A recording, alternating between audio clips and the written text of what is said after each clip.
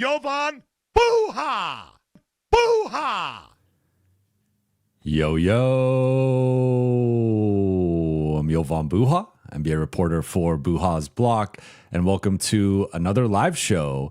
On today's show, we're going to be doing State of the Lakers, 10 storylines at the 30-ish game mark. We were technically at the 31 game mark, but I could think of no one better to bring on other than Vinay from Lakers Detailed. My man, how are you doing today? I'm doing very good. Happy New Year to you, Jovan. Happy New Year to all the Buha Block. I don't know if you have a name for all the Buha Late Block Night folks. Gang. Late Night Gang. Late Night Gang, because we go at like 11:30, 12 at night, so it's always the late night streams. Cool. Did you do anything fun last night? We went to a friend's place. It's a bunch of families, so like six of us families got together. We just hung out with the kids. I'll be honest, called it a night early. We didn't make it all the way to midnight. Okay. Went home a little bit early. I may have fallen asleep before 11:30. Woke up and wish everybody then. But it is what it is. When you get to this point of life, it's kind of just doing stuff with friends. Nothing too crazy. I'm not quite washed yet, but I'm getting close there. So last night, went out with my son and my wife to see the finale of Stranger Things at the Grove. Nice. So for the final episode, they had a bunch of screenings all around LA and I think a couple other places. And so we did like a 9:45 showing. Nice. And then it took us right, like it ended right, I think at like 12:02. So it took us right into the new year. So that was fun. And just being in, a crowd and, but not like no drinking, no partying, those days are behind me for now. No spoilers for anyone in the chat. I see you guys already getting into it. But shout out to the chat. Shout out to the Late Night Gang. Let's get into it because we're talking at an interesting point in the Lakers season. They have lost 7 of 12. Yes. The sky is falling for a lot of people, understandably so. They have lost in convincing fashion basically all season, but particularly recently against some of these younger, quicker, more athletic, more physical, defensive-minded teams that have been able to push them around a bit, been able to score on them at will, and been able to dictate the terms of engagement to the extent that the Lakers have not really even looked competitive in some of these games. I think there was some real progress in that Detroit game, and through the first like 3 quarters or so, that was a much better showing than some of their recent showings against OKC, Phoenix, San Antonio, Houston, etc. But looking at storyline number 1 here, what has been the biggest issue or issues with the Lakers during this stretch, in your opinion? I think you asked 5 different Laker fans, you're going to get 5 different answers. But what's been like the central thing for you, or central things? I don't want to put you in a corner to say just one thing. Like, what's been the thing that stood out the most over this stretch? Yeah, I don't worry about putting me in a corner. I don't think I'm bashful about talking about anything related to Lakers basketball. But to get to the meat of it. I don't think the Lakers have had a consistent level of effort and defense from game to game this season. And I think it just becomes more apparent when they play against really good teams. So I think a lot of folks have, astutely pointed out that like when we play against athletic teams, when we play against teams that are fast, when we play against teams that are going to do 48 minutes of we're just going to harass you on defense the entire time, the Lakers have struggled. We saw that with Phoenix, Detroit, Houston was the big marquee game where we saw that happen to us. And all of them have been blowouts. At some point, the Lakers just let go of the rope and they say, we're not interested in continuing to do this with you, and they lose the games. I think that at a baseline, at a team level, has been an issue for the Lakers. There's no other way to escape that. I know there's been conversations about their offense not being as efficient, and I'm sure we'll get into the individual specifics, but as a whole, the Lakers have not had, I think they're like almost bottom of the league now. Like they have not had a consistent level of defense, and their baseline is too low, and that's always going to be a recipe for bad stuff.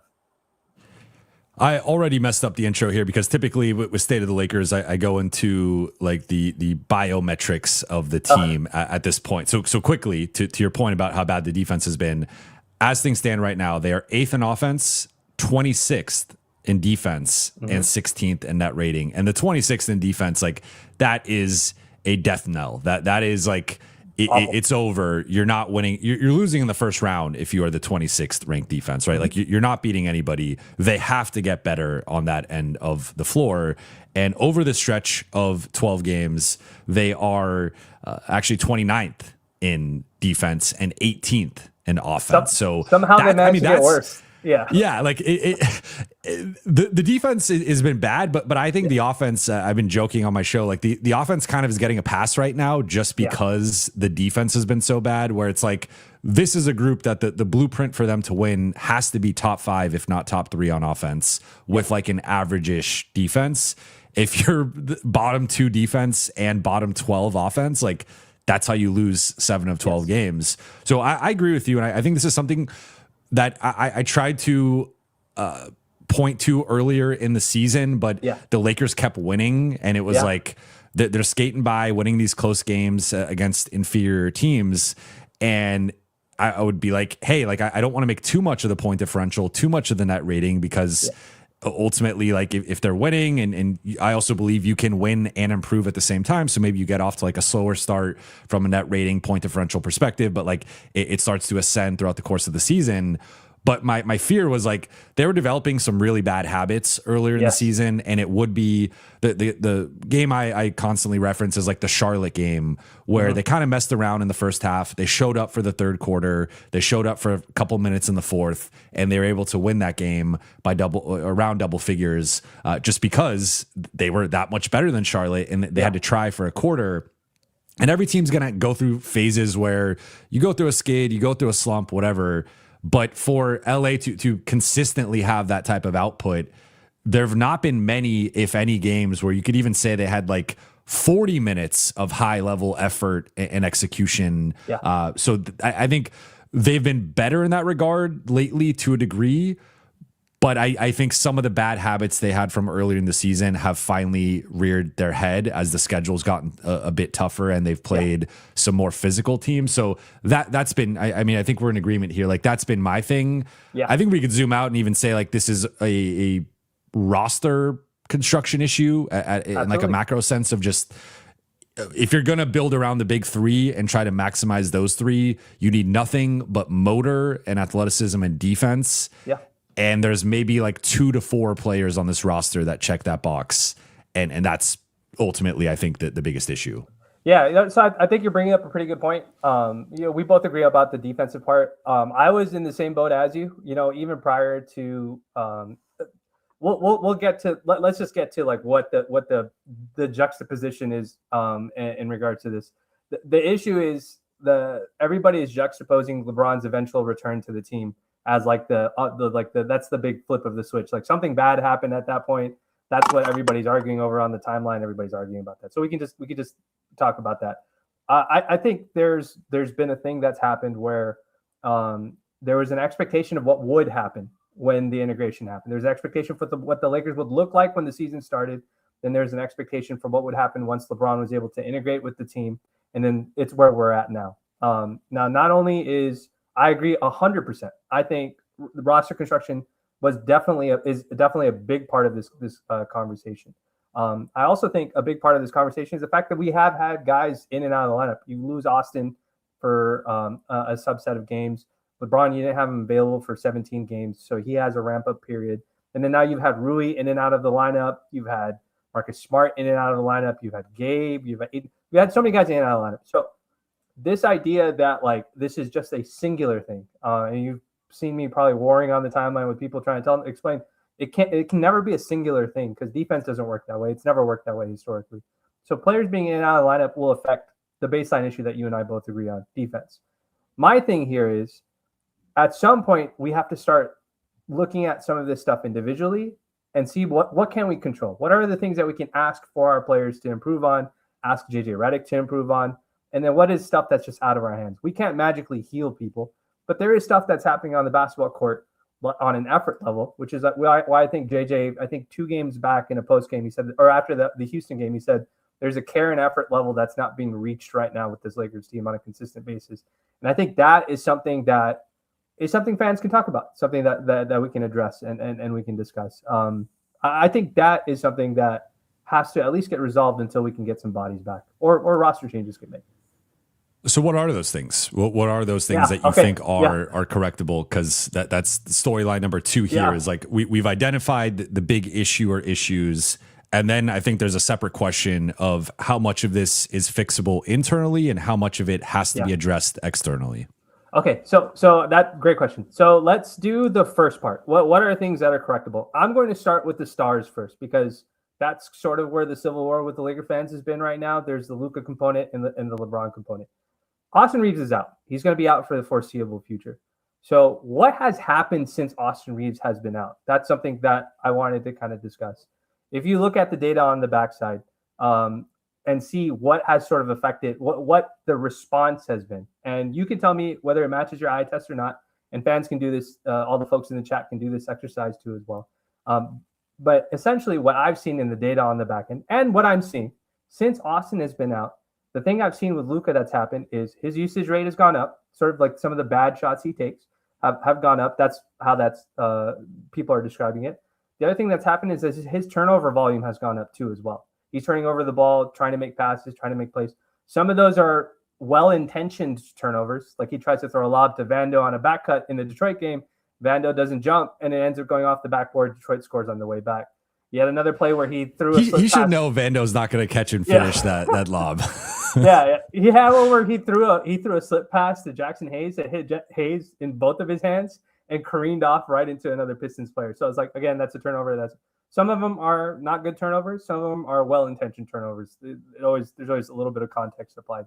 So that's what I've seen with what has happened with Luka's game post Austin being out of the lineup.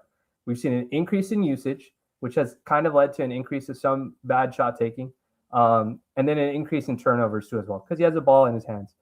But then how has it affected LeBron on the other side? Well, what's happening now is that LeBron is getting the ball more, but when he's getting the ball more, we're not really seeing an uptick in the playmaking. We're not seeing an uptick in regards to him doing. Is he capable of doing it? Certainly. Is he still ramping up into what he's doing? Certainly.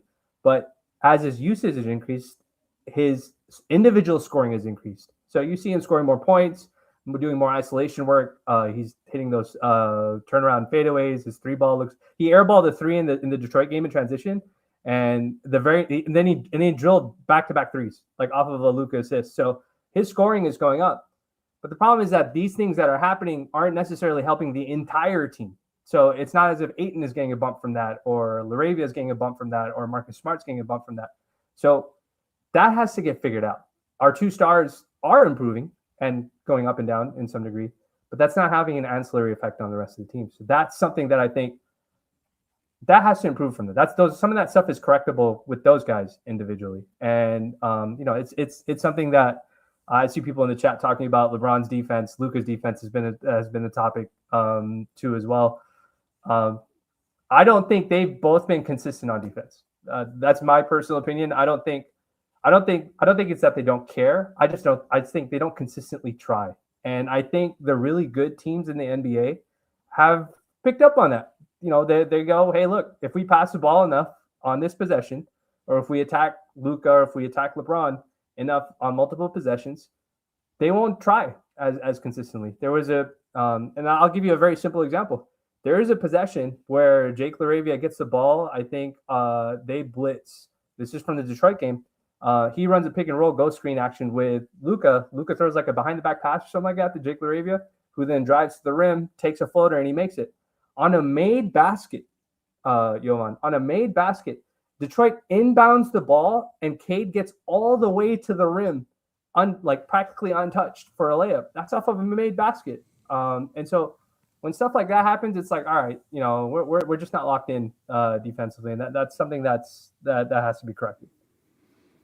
I agree. I think I made this point last week that it's on the not to be graphic, but like the blood's on everybody's hands here in terms of as we mentioned earlier, the roster construction. I think some of the stuff with the rotation in terms of the types of lineups that have worked and the framework of those lineups, those buttons haven't been pushed enough. I think there's been some slow adjustments and just failure, like struggling against the same types of defense or struggling to defend the same types of actions.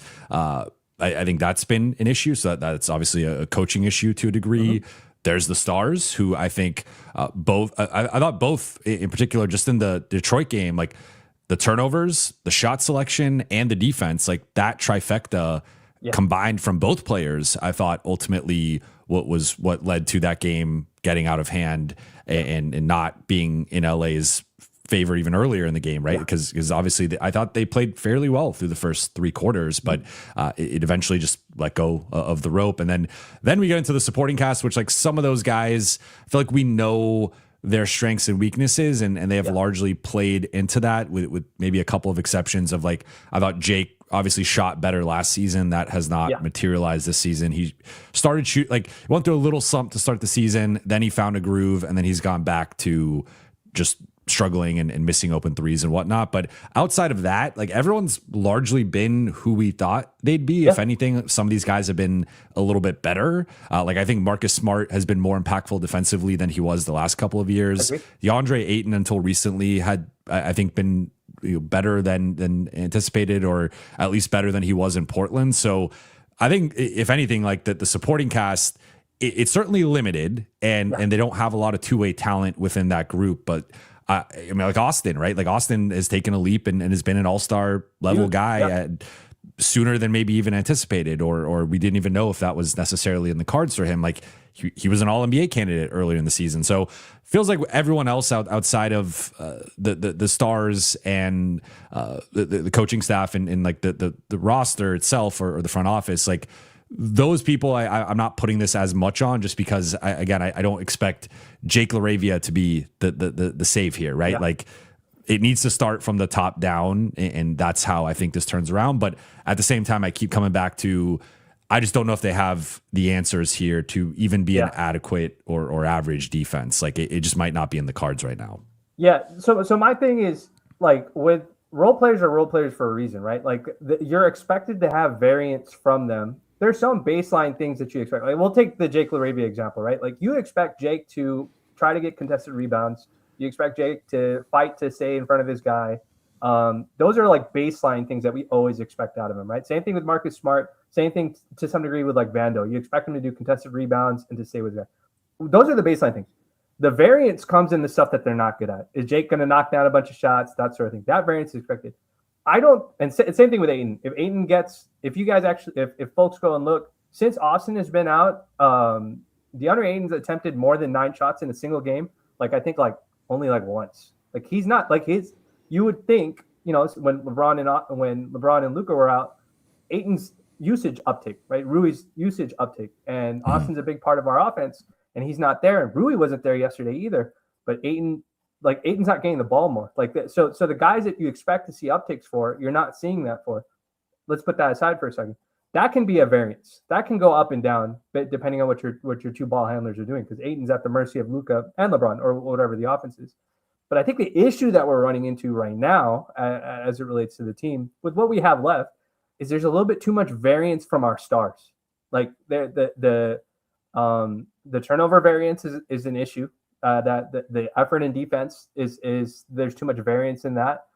Bron didn't necessarily have a great shooting game. I think he went 6 for 17. Luka didn't shoot too well himself, 9 for 22.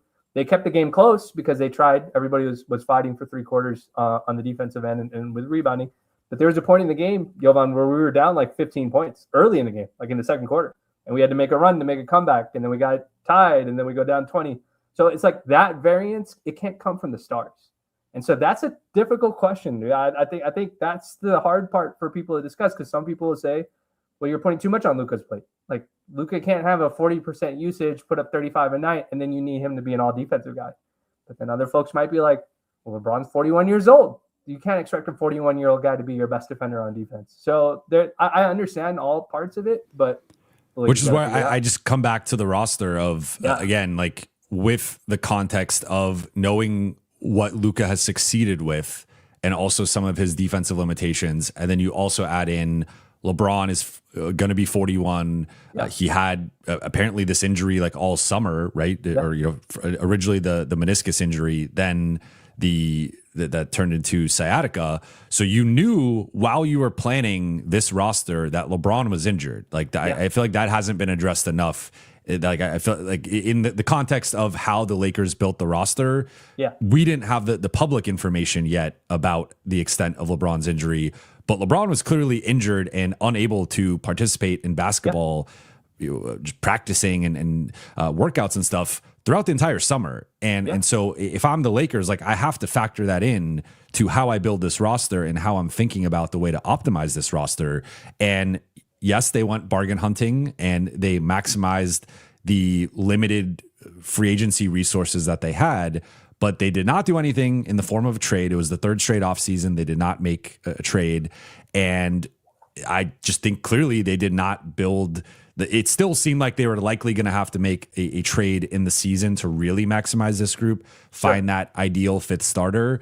And I don't know. I just feel like it was a bit of a missed opportunity, in my opinion, especially with the context of, if you know, like Luka, we already have the questions about Luka and Austin as a pairing defensively. Then you add in a 41-year-old injured LeBron. You need the other positions to be at a requisite level of defense, motor, athleticism, et cetera. And they just didn't build that roster. And now we're seeing the limitations of it, where when they're playing unathletic teams or when they're playing teams that are bad defensively, they're so skilled and gifted offensively, they could easily beat these teams, outscore these teams, whatever. Like I think a lot of the Utah matchups, it's just like LA just has too much firepower for Utah, right? Like it's just that simple. But when they play an actual team that has a physical advantage in at least like 3 of the 5 matchups, if not 4, even 5 of them, that's where they just get overwhelmed. And it looks like a varsity team playing a JV team in like a scrimmage in a high school game, right? Like it's just, it's too overwhelming for LA to overcome. And then I think it compounds in a variety of ways where they turn the ball over, they get deflated, they don't want to get back in transition, they start fouling, they start chirping at the refs, and they sort of just break down and you know, piece by piece, it's just like all of a sudden everything is going wrong. That they're airballing open threes, like it's just throughout the entire rotation, everybody starts to progressively play worse. And you just start to see it unravel in real time. And you kind of see, like, I was surprised through the first 3 quarters, like they had held up fairly well. And then the second, that like little stretch there of a couple turnovers, a couple misses. Scored like Ron Holland made like 3 shots in a row. And then the Lakers just like, you know what? We're not doing this. Then it was over.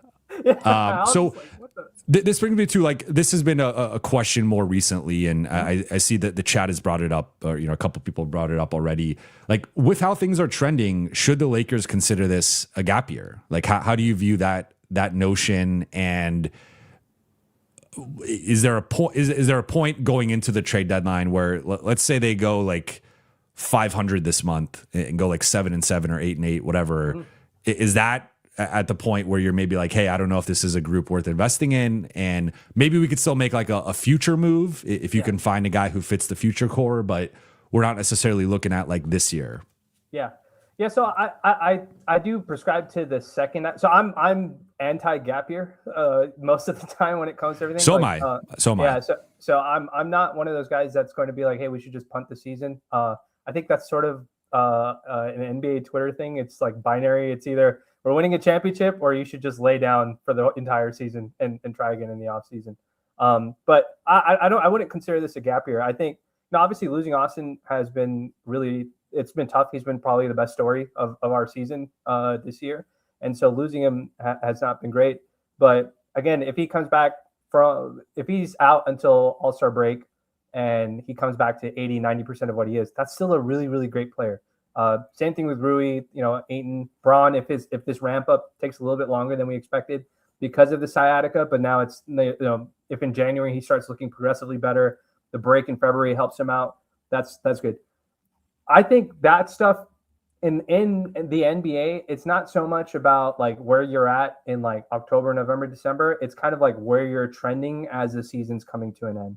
So my thing is with where the season is at this point, there are a few certain things that I think, like I feel a little confident saying that the Lakers, when they're fully healthy, are like a top 5 offense. They are a championship contending offense in the NBA. My issue is our defense is not championship contending. And I think that's the primary thing that's going to hold us back. So for me, I don't want to do a gap year if I can find guys that can marginally get me not even to championship contending, but can you get me to the 15th best defense in the NBA by the end of the season? Because if you can do that and my offense is still holding up, I feel pretty good about my chances against, a team in the first, second round. What is the end goal? Like, obviously we want to win a championship, but so many things have to happen in the span of a single week. Nikola Jokic got hurt with a hyperextended knee, and Victor Wembanyama, and the Spurs were the hottest team in the league. He gets in a hyperextension. So there's a little bit of luck. There's a little bit of health. All that stuff matters when you go into the playoffs. But I don't think the Lakers are they're 9 games over 500. Like, I don't think anybody expected us to be 9 games over 500 at this point. We thought maybe we'd be a little bit closer to 500. So my thing is, I wouldn't take it as a gap year when you clearly are really good on one side of the ball and need some small improvements. And I don't think it's whole scale improvements that are required just yet. Yeah, I mean, I think, because one thing that people have posed lately has been like, do you trade? There's been a lot of focus on getting that fit starter, improving the roster, getting younger, getting more athletic, of course. But if a team really likes Rui and feels like Rui is a starter or like a key bench piece for their team and is like, hey, we'll give you 2 or 3 seconds for Rui, would you sell off a player that you might not be keeping or you might not value as much for some flexibility in terms of draft assets? And then you could go potentially make a different move of, I don't think you're getting Keon Ellis, for example, for just Dalton in a second. But if you have 2 or 3 seconds now and you're going to Sacramento, I think that's more of a conversation. So it maybe allows you to do a different move, but you are taking a step back. Like, make no mistake, if you're ultimately sending out Rui and Dalton and getting back Keon Ellis, I do think the roster is worse. I think right now Rui is a better player than Keon Ellis, even if Keon Ellis might fit this roster. So that, I've been thinking about that. I just don't, I'm not quite there. I think that the season, they probably would need to have like a 5-10 month or something where they drop into closer to the play-in mix. And it's just clear that they don't have it, because to your point, and I'm actually just going to fast forward to one of the final questions I had for you is like looking at the recent vulnerability from OKC in the San Antonio matchups and looking at San Antonio now potentially losing Wemby for a period of time.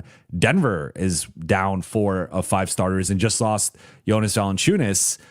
Like, it feels like the top of the West, as strong as it is a little bit more vulnerable right now. And there is a little bit of room for LA to ascend.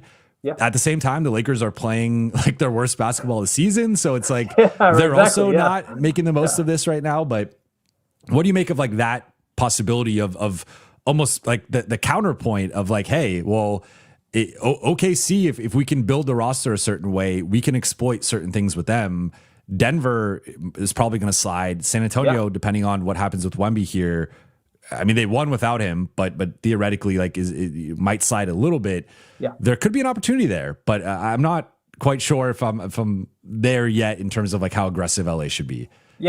So I mean, I guess the aggression part, we don't know what that is. Like, is that trading away the first round pick and for Rui and the first for Wiggins? Like, is that aggressive? I think a lot of times when people argue about gap year versus going all in, I always joke, and like I joke with Raj that like whenever somebody says all in, the first thing I ask them is like, what does all in mean to you? Because all in means very different things to different people. And somebody will throw out some super splashy trade that involves using the first. Most of the times it's not even a possible trade because the team is not going to trade away the player that we want. But my thing is, if you see, this is like one of those things where you brought up the Rob Pelinka roster construction thing. Like, this is like one of the things that Rob has to be looking at. He's just like, look, there's a few teams that are injured. They might slide down. There might be vulnerability, even if those players come back. If Jokic comes back and doesn't look exactly the same as a normal Jokic, that's still advantage Lakers, assuming the Lakers' health is good. Same thing with Austin. That's how teams are also looking at us. If Austin Reeves comes back and he doesn't look like the Austin of old, then that's advantage for that team. So, like, as a GM, if I'm the GM, I'm looking across the league and I'm constantly monitoring what I'm seeing from this Lakers team and saying, look, these are the type of personalities I need. This is the type of effort I need. We just spent like about 30 minutes discussing how the defense and effort, the variance is just too much with this team.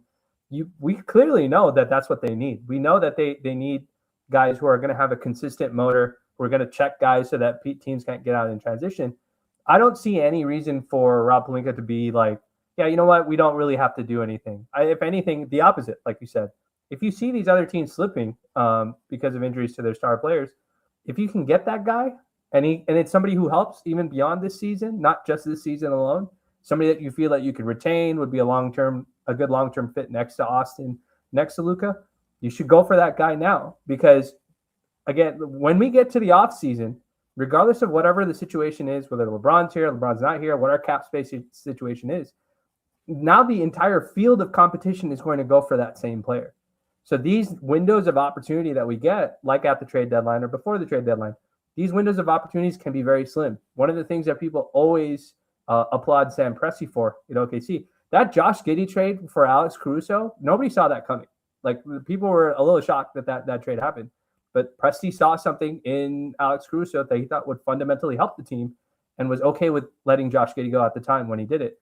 And those are the kinds of moves that can lead to a championship.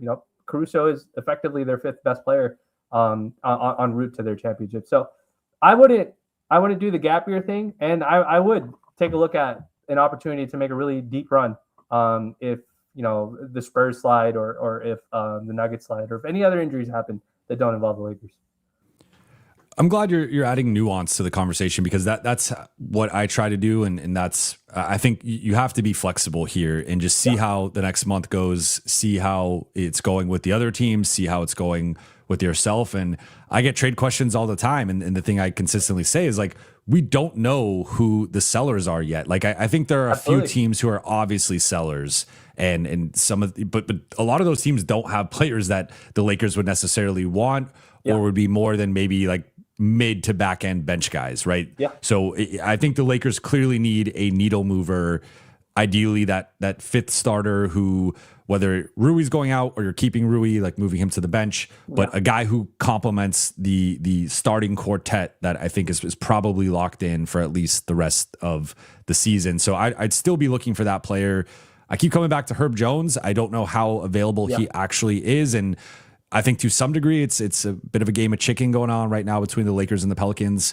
But he's a guy who I think helps in the now and also helps longer term and could fit with Luka and Austin, or just Luka. If you ultimately decide, hey, Austin doesn't fit, maybe they lose in the first round again, and they say, we're going to retain this asset but flip it in the future, you still have Herb locked in as a core starting piece, all defense caliber wing next to Luka.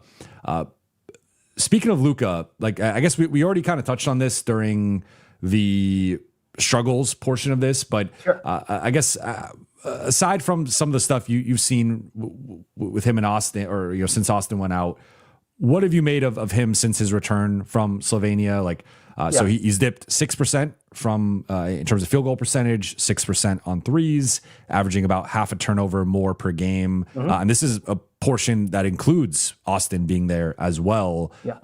I guess, like, how concerned are you with that recent dip in production and maybe some slippage defensively, or how much of this is I don't know, just maybe a mid-season malaise, or missing a week of basketball really threw him out of rhythm, and maybe at some point here in January he'll get back into a better rhythm. Like, where are you at with Luka right now? Yeah, so he's been noticeably, like, not moving as well as I thought he would, like as well as he was early to start the season. And when I say not moving as well as I mean more on the offensive end. The way he was attacking pick and rolls, coming off of Ayton's screens and getting downhill to that little floater that he likes to take and stuff like that. There's been a noticeable change since he went to Slovenia and came back. Now, I don't know if he's hurt. I know he got kicked in the calf or something like that by Chris Dunn or something in the Clippers game, or he gets bumps. I mean, he's a big dude and he's in the paint, so there's always going to be some bumps and bruises. That happens to all players. I don't know how much that's actually affected his ability, but he's just been noticeably just a step slow on the offensive end. So I think that the combination of that and the fact that the good teams in the NBA are now saying, hey, we're not going to let Ayton get easy buckets anymore. Like, one of the things that has noticeably happened since Austin has been out, because Austin was a really great, probably the best P&R partner, pick and roll partner with DeAndre Ayton, is that teams have decided that at the start of games, they're not going to allow Luka to just run pick and roll with Ayton and get whatever he wants. So all of those super pretty swing passes and skip passes and the stuff that makes all the crowd go ooh and ah from time to time at the start of every game, that's not there. When was the last time you saw Luka with a super explosive first quarter? Like, you're not seeing that anymore. You were seeing that to the start of the season. You were seeing him go off for 20. You were seeing him go off for 15. Now, some of this is probably the coaching staff also saying, hey, let's get other guys involved so that we can, we can help them build rhythm too as the game goes on. But because because teams have become very laser focused on stopping that pick and roll action, or if nothing else, making it more difficult, I think it's slowed everything down to a grind. And now I think what happens now is Luka's not any less of a player because of it, but now the processing time takes a little bit longer. So now maybe he's not driving as much. Maybe he has to kick out that pass to Marcus Smart. Or what we're seeing is that he's taking more threes. If he's taking more step back threes because he's not able to get into the paint because they're crowding the paint, whatever it is. I think all that stuff has a cascading effect on Luka. So I think teams, and again, the good teams are doing the same thing that the good teams did at the start of the season, which is they're pressing Luka. If you go rewind the Houston game, they played Amen Thompson, Josh Okogie, they put Jabari Smith, they would put multiple defensive guys, and they would just have them rotate on Luka throughout the game. The point of it is not just to wear him down, the physical attrition of the game all the way to the fourth quarter. The goal is just to make him have to work every single moment. They started that game off having Kevin Durant try to pick an ISO on him on defense. And then on the other way back, Josh Okogie's pressing him, or Tari Eason's pressing him all the way down the court. You've played basketball. I play basketball. If you play even 10 minutes of having to do that, it's exhausting. So I would imagine that it's going to affect Luka. So how do the Lakers alleviate that? No Austin. You don't have a ball handler that's a great caliber passer. You can try it with LeBron, but then teams might do that to LeBron too. And now if he gets worn down, what do we do? It's definitely something I'm watching, but I'm not entirely sure how you get around that. Yeah, I'm not concerned. I think if you look at Luka's splits throughout his career, he goes through these ups and downs in terms of his shot falling or not. I mean, I think we even saw some of that last season as well. My one concern earlier in the season, and I think it's been bearing out here a little bit, is I thought they put a little bit too much on his plate early in the season with the minutes and the usage. And I just think we've seen a trend this season where teams are playing their guys less than ever. And you look at the minutes, it was like, I think the minutes leader a couple weeks ago, it was like Maxi's playing like high 30s, almost 40 minutes tonight, which is crazy. Yeah. It's a throwback to like the early 2000s. But then there was like a gap to like Austin and Luka there at like 36, 37. And then there's like another gap to guys in that 34, 35 range. And then it goes down from there. That to me is where it's been like, there's just been some games and some stretches where I'm like, he plays 42 minutes instead of maybe like 36, or they're blowing it. They have a lead late in the fourth quarter, and maybe he should get pulled from the 7-minute mark instead of like the 4-minute mark. And it sounds like a small thing, but that stuff adds up. And there is a lot of data to back up that like once players reach a certain minutes threshold in a season, there is diminishing returns and it can affect their effectiveness. And so that's been a little bit of my concern of with LeBron being out to start and with the offense being so concentrated through Luka and Austin. And I think we're seeing it with Austin a little bit too, with him picking up this calf injury. Like they've just had so much on their plate to start the season that I don't want to. I don't know if like it's just causation versus correlation, whatever. Yeah, but for sure. It's just to me, it's been an observation that like those two guys were top three both in minutes, and now they've both been dealing with calf situations, and that is like the in vogue injury right now. But I don't know. I just boogie words. The two scariest words in the NBA are calf strain. Yeah, like, and I agree with you. Like, I think Luka's looked banged up. Like, he just has not looked physically the same player, and that's not anything like anyone can control other than like potentially holding him out. Which, if you hold him out now, I think the Lakers are in a really tough spot and start dropping games. What about LeBron? It's been about a month or so, a little over a month since he returned. Now that we have this like growing sample size with him, like what do you think is the best way to maximize the 2026 version of LeBron? Because as you've said, like he's been able to increase the usage. He has had some big offensive performances. Like he has looked more like himself offensively, I would say. But the defensive side, like the rebounding has not been back to what we're accustomed to. Like the overall defense has not been back to what we're accustomed to. So with that context, like what have you made of LeBron, and just like how can the Lakers best utilize him throughout the rest of the season?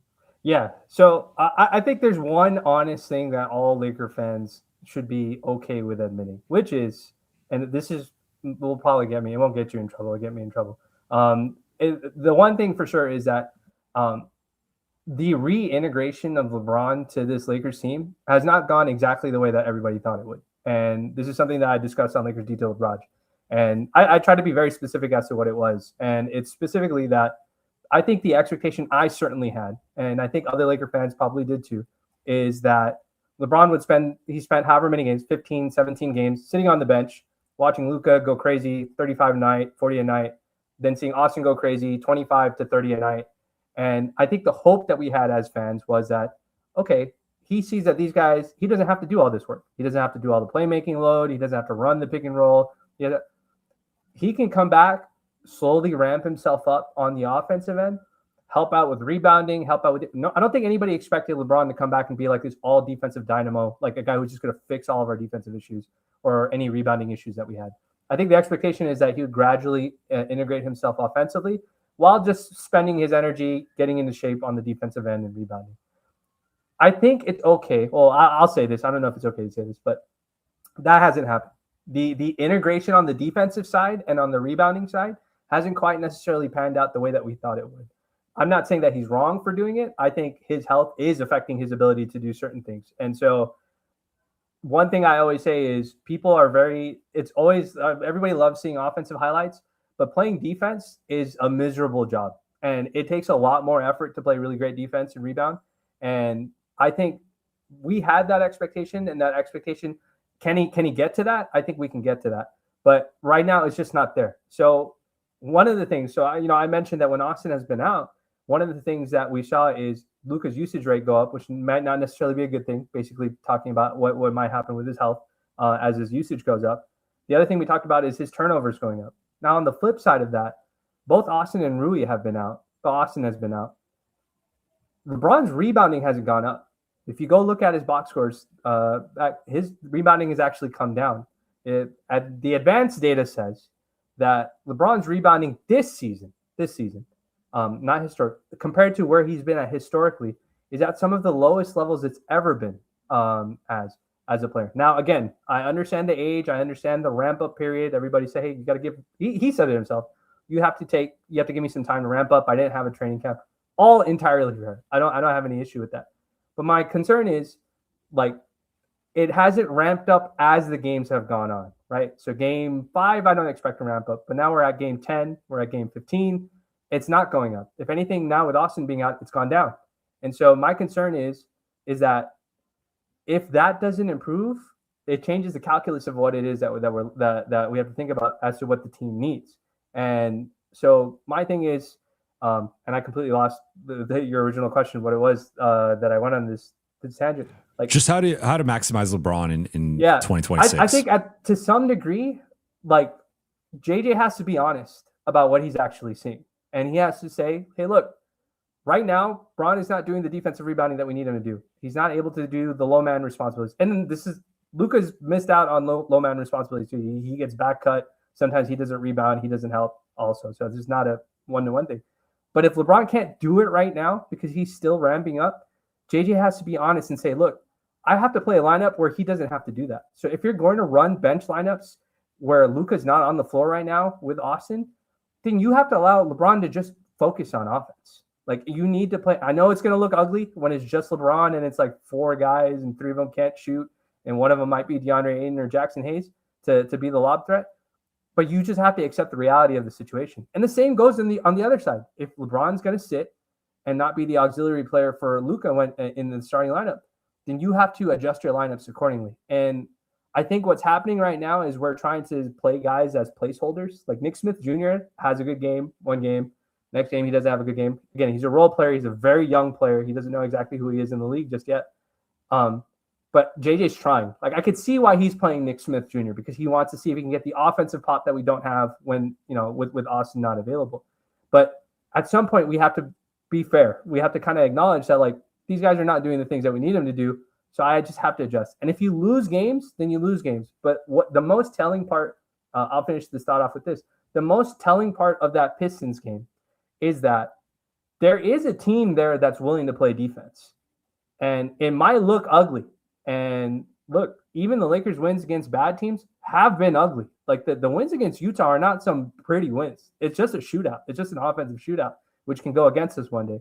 So my thing is, you just have to accept the situation that we're in right now, but until we can make roster improvements or until Austin and Rui and all these guys come back, Gabe comes back, those guys come back, and just roll with it. It's okay. I don't think it's any indictment on JJ. I don't think it's an indictment on Luka or LeBron, but you have to be willing to do it because that's just kind of what the situation is right now.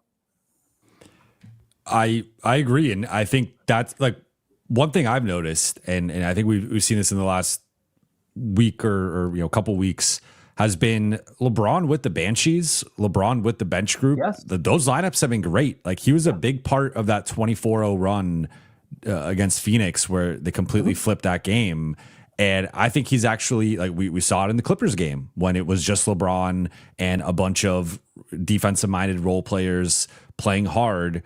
Like, I think he is a guy who I think he doesn't want, like, when the starters are, let's just go into the starters now because I've been holding it in for 40 minutes. I know it is. I've been holding this in for 45 minutes. But like, the starters just start off very slow. They're very lackadaisical. They're very chill. They have no urgency. And it's very much, let's feel out the game. Let's get into it. Let's figure out how we want to approach this. And I think LeBron can sort of fall into that and be a part of that. But when he's out there with the Banshees and it's like everyone's rotating along the back line to the corner, then they're rotating back to box someone out or to contest a shot or whatever. They're switching with aggression. They're picking up full court, half court, whatever. LeBron plays into that. Yeah. And I think that's like one of the things that really stood out to me, and it gets lost in the abyss because the Lakers lost the game, but I really liked the energy of the starting group against Detroit. And they were a 0 in their 12 minutes in the two shifts that they had, which does not sound good, but it's actually progress for the Lakers starters against this type of team. Yeah. They typically are losing these matchups by negative double figures, but having Smart and LaRavia out there alongside Luka, LeBron, and DeAndre Ayton, I thought just it looked good and it looked better. And yes, there was certainly a bit of an offensive decline in terms of Jake missing open shots, Marcus missing open shots, the turnovers, like whatnot. But I thought defensively, those guys were making plays. They were lifting the collective energy and spirit of the group up on that end. And you just saw adding a couple Banshees to the starting group, like what that could look like. So long term, I think they have to keep a Banshee in the starting group. I would keep Smart, but Smart doesn't help enough with the rebounding. So that's where I think that's you could point toward Jake or Vando maybe being the answer there. Yeah. But as long as Austin's out, I think the ideal lineup construction is two with the starters. It's the two stars, two Banshees, and a center. And then once you start staggering in the bench, I think it should be two like offensive minded players, two Banshees or defenders, whatever you want to call them, and then a center.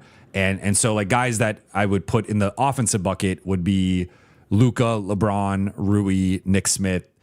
Gabe is kind of a borderline offense defense guy, kind of neither, but I mean he's a Banshee. He's just too small to do stuff when they're switching so much. And then on the Banshee side, it's clearly Marcus, Jake, Vando, and I guess you could throw Gabe in there if you want to. And then the centers are DeAndre and Jackson. But I think that has to be the way that like every lineup should ideally have some form of that construction, because if they lean too much into the offensive side, they just don't have enough defensively, and the motor is so low that it just like the scale tips too much in one direction. And then the defensive side, some of those lineups have actually done fairly well offensively, but I still think ideally, like, at some point, teams will just start being like, hey, we're going to pack the paint. We'll leave these three guys on the weak side. We're not concerned with that. So I think finding that balance is my thing moving forward. Once Austin gets back, it's a little trickier, right? Because you're going to have to start the big three, and now you only have one Banshee out there. But I've just been thinking about this of like, it's so obvious now. You go through the lineup data, you go through the film. They're so much better with a better offense-defense balance. But for whatever reason, I think largely politically, they've not been able to do that. Yeah, no, I'm with you. I'm glad I was able to get you to say what like people are like really dancing around. Like that starting group, like I would want to say that as soon as Braun came back, the first thing I tried to tell people is, I think Rui has to go to the bench, because I'm watching the tape and, people hit me with the sample size stuff as it related to the data. And I just share the data because I was just like, look, I'm just sharing this so you guys see this in advance. I don't think this is going to trend normalized to be balanced. I think this is a functional problem with that group. But the Rui, LeBron, Luka trio, it doesn't work defensively. And if anything else, something that we talked about in like detail, it actually hasn't worked offensively either. That's to me what like ends it is like, okay, you could figure like that's going to be bad defensively, but it should be at a certain level offensively. It's bad on both ends. Like that's where I'm like, I'm out. Yeah, no, I'm with you. Like one of the things that we had discussed is like, the expectation that people had is that when LeBron comes back, that Austin's usage was going to come down and like his touches were going to get bad. And that didn't happen. Like Austin was like, no, I'm going to get as many, get the shots that I want to get in whatever lineups I get. What's actually happened is like Rui has now kind of his impact is very muted now on the offensive part, because he's not getting enough touches. Ayton expected, because he's kind of expected to be more of a defensive role. That's what JJ's told him. He's okay with that expectation. So his touches will go down. So that's expected to happen when all everybody gets moved down the hierarchy. But the issue is the defensive grouping with those three guys it doesn't work. It doesn't matter what anybody else thinks. It doesn't matter if I swap out Marcus Smart and LeBron, and if I take those three and I put them with a bench group of guys later in the game, it's still not going to work. There is a fundamental issue with that group. And one of the things that I've said that we've talked about, and we've actually taken a step forward, is, there's been this big debate about why the Lakers switch so much and why that starting group switches so much. And we used to try to figure out, like, is JJ coaching this? Because that doesn't make any sense, that JJ would be like, yeah, just switch everything, because it just doesn't make sense. JJ's too, like, maniacal when it comes to the details for him to say that. And one of the things that we had kind of hypothesized is, because they're playing similar size guys, it's encouraging them to switch more than they really should. And I think when you run back the tape and you watch when those three guys play together, you'll see LeBron hand off his guy, Rui hand off his guy, Luka hand off his guy. All of these guys are handing off their guys because they don't want to run through these screens. So this is a behavioral issue that JJ has to see. And again, I understand the politics behind it. Rui's in a contract year. Rui was fantastic in that off-ball role while LeBron was out. The Lakers, he was knocking out. He's one of the best mid-range shooters, one of the best three-point shooters, catch and shoot three-point shooters. I get it. But, like, you just have to the coaching staff has to accept, like, look, this works that through 30 games, because that's what we're talking about. Through 30 games, there are things that we know about this team, and there are things that are still up in the air. But the things that we know, I don't think we need another 30 games or 20 games to figure out. I think those are fundamental issues that we're going to have, because we also remember the games that we had last season too as well in the regular season. And I think that has to all matter. Like, we've seen enough of those Rui, LeBron, and Luka from last season and this season to effectively say it's not any individual person's fault. The group just doesn't work together. And if anything, they're making each other worse defensively when they're together. So my thing is, whatever we have right now, whatever healthy bodies we have right now, try to make it work. And I'm with you.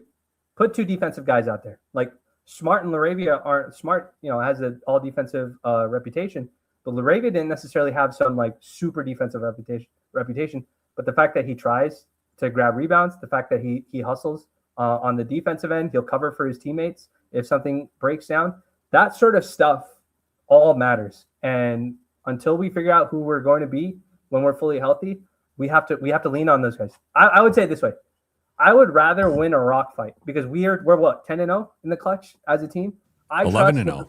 11-0. I trust LeBron and Luka in a late game situation where we have to outscore the team if we can turn it into a rock fight. And right now we're trying to outshoot teams when we really should be trying to grind them down and lean on our guys to carry us at the end of games.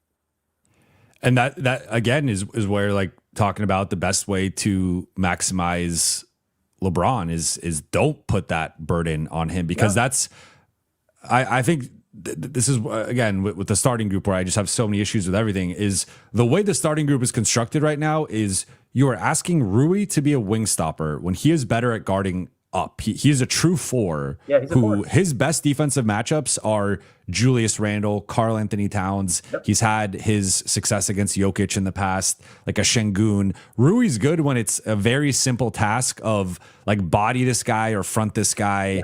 And he's locked into like one or two jobs defensively on a specific matchup. That is Rui's best defensive output. Yeah.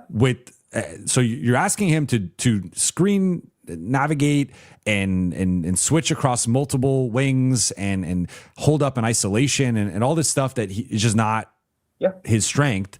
Then you're asking Austin to be the primary backcourt defender, and Austin go check SGA and De'Aaron Fox and Jamal Murray and all these guys that Austin should not be guarding as a primary guy. Yeah. And then you're relying on Luka and LeBron to be the two backside guys to do all the dirty work.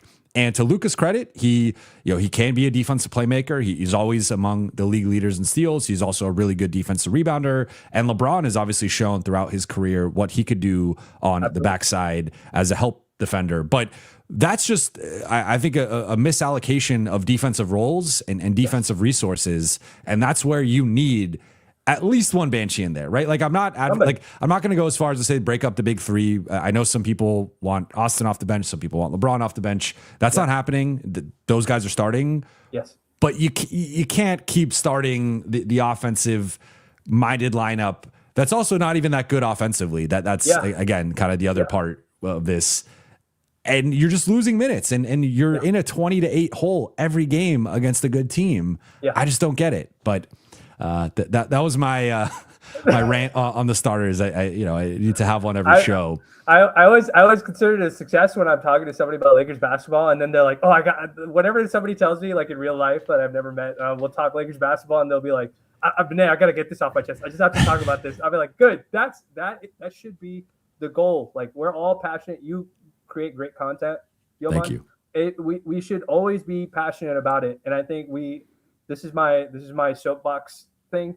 We spend so much time just picking a single person to get upset at that we never actually get to the solutions. And if we can get to a point where we can all just say, hey, look, this guy's good at this, he's not good at that. This guy's good at this, he's not good at that. When we put these guys together, it works. When we put these guys together, it doesn't work. Now, where do we move forward from there? What can we do to figure that out? I think if we're honest as a fan base as to what we're seeing, we can come to a forward situation for at least the things that we have under our control. And I think it measures our expectations. I think like your question about the gap year thing, like, I don't think you would come to the conclusion that it's a gap year if you thought about it. Like if people really, really were honest about the situation for all the things that we've discussed so far.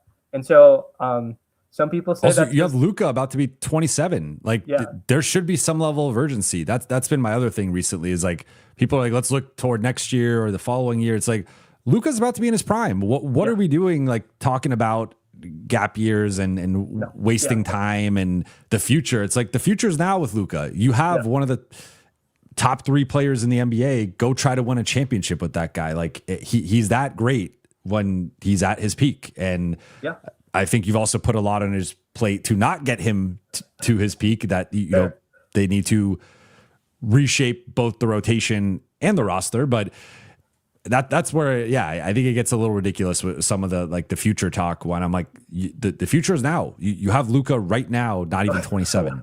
What did Austin say in the postgame? He said the future is now, old man, when he was talking, I think, as LeBron was making his way back.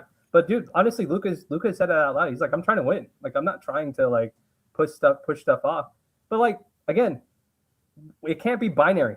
The audience, like us fans, we can't treat it like a binary thing. Like we can't just say, oh, if we don't get Andrew Wiggins or Herb Jones, we're not winning a championship. Like it can't be as simple as that. Because if it was that simple, then the Lakers would have made that trade already. So clearly, there's a lot of small things that can happen and luck that can come our way, but we just have to be willing to inch our way closer and closer and closer to whatever that point is, and then hopefully we can break through when it comes to it. So it's just, everybody's being torn which way. But I don't think this is a bad team, Jovan. Like, I don't think this is a team that is like the way some people talk about the Lakers, especially non-Laker fans. They talk about it's like we're 9 games under 500, and that's just not the case with us. So there's no reason for us to behave that way, I think.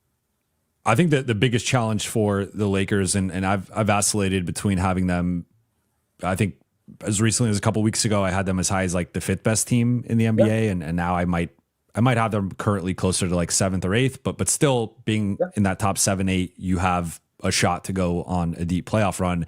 I think the biggest issue for them is that you could argue, let's just say they're 7th hypothetically.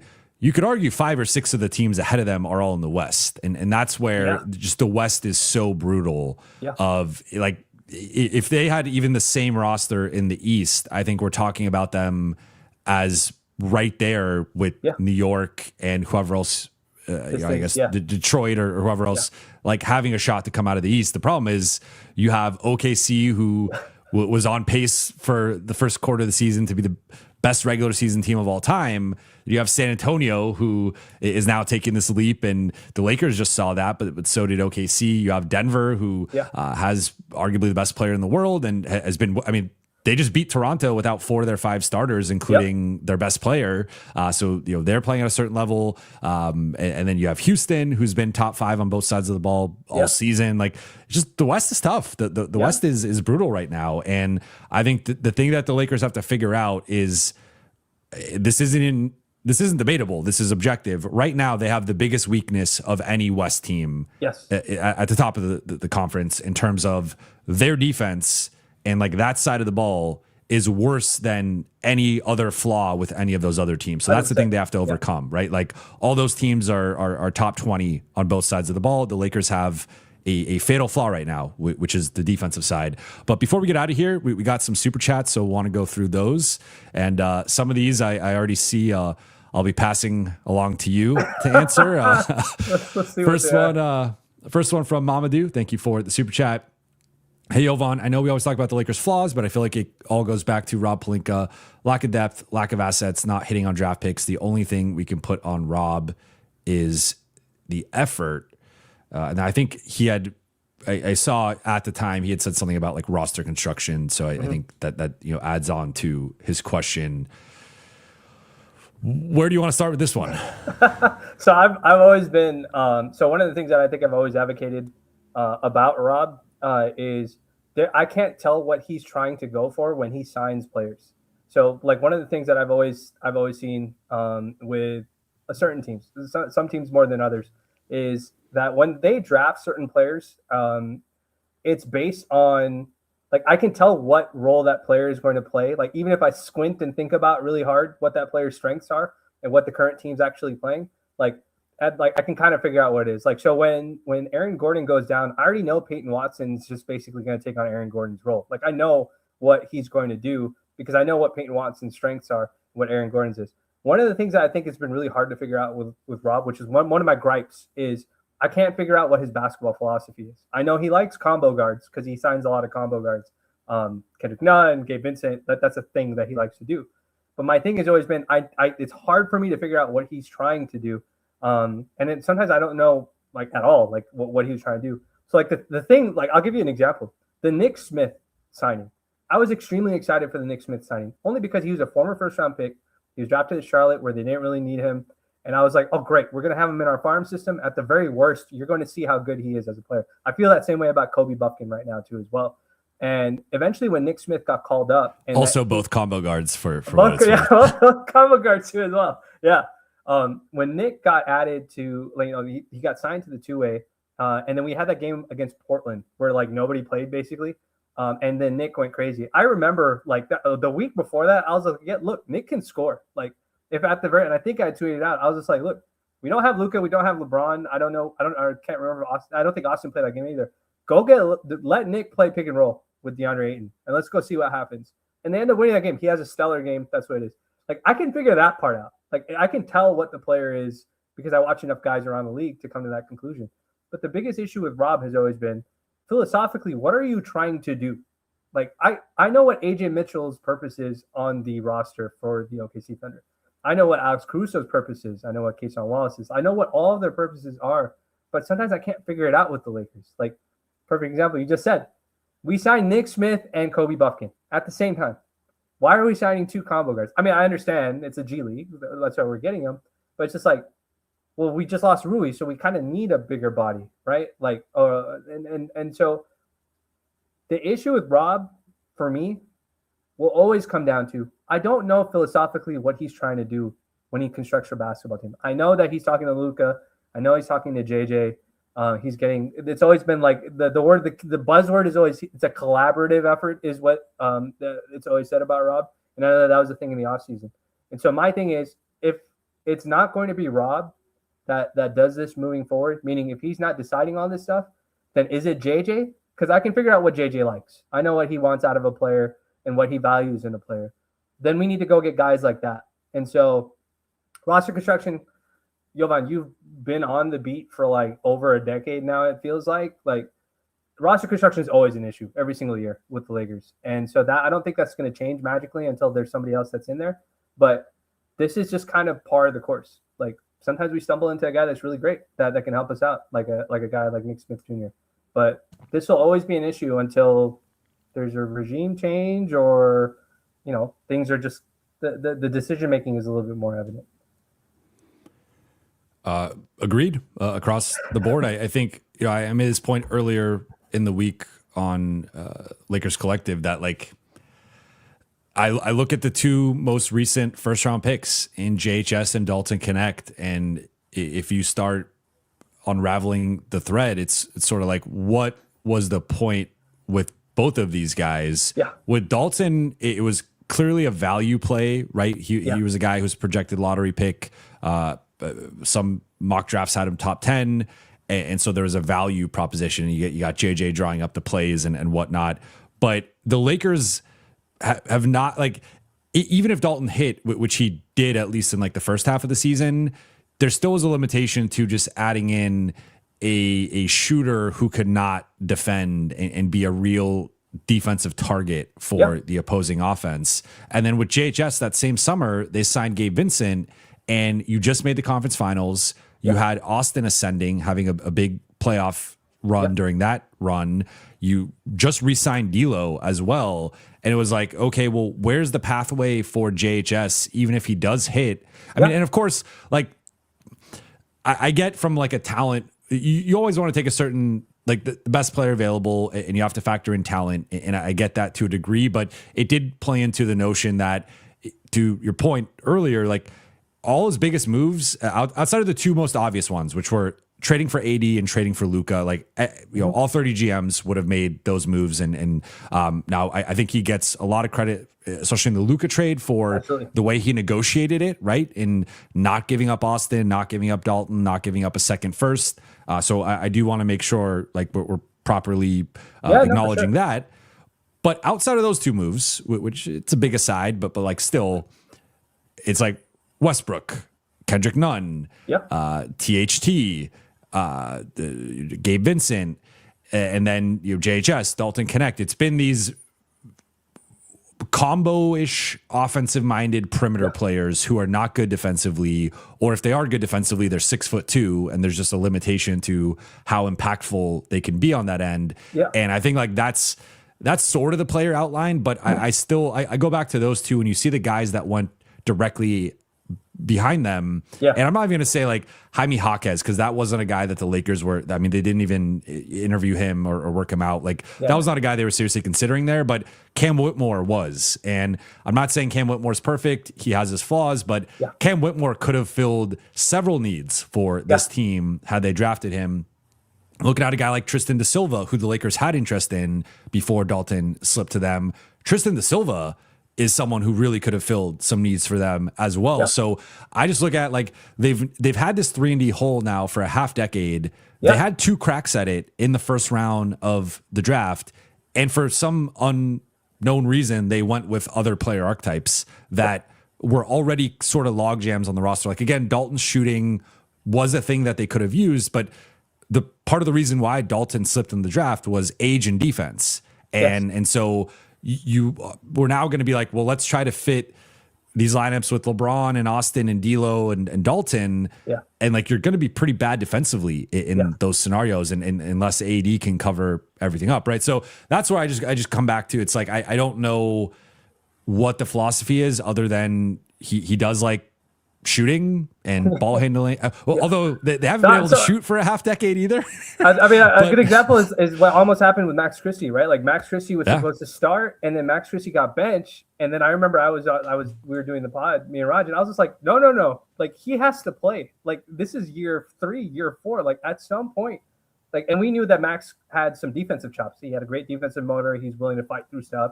We knew on the defensive side, he's a good complement. We didn't know if the 3 ball would come through or the offensive game would come through. But we were at some point, everybody was just like, no, he has to play. We can't keep doing this thing where we draft guys, we don't give them a chance to fail, and then we say, you know what? Oh, well, like that's out the window. Like, at least with Dalton, we know that the reason why he's probably not getting playing time right now with JJ is on the defensive side. He might get lost on the defensive end. If it's a situation where all he has to do is switch and just guard the guy in front of him, Dalton can do that.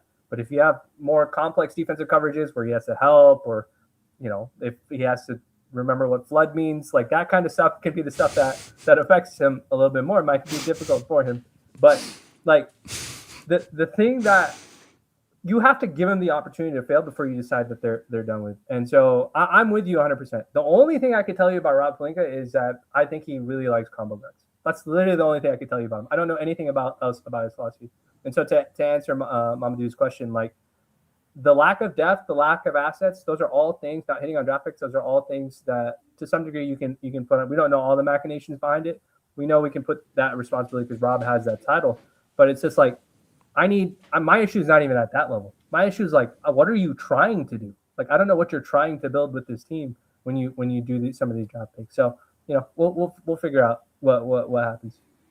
It's just, I guess in summation for me, it's felt like an incomplete roster going on almost 5 years. Yeah. And they did have the 2023 run, right? Mm-hmm.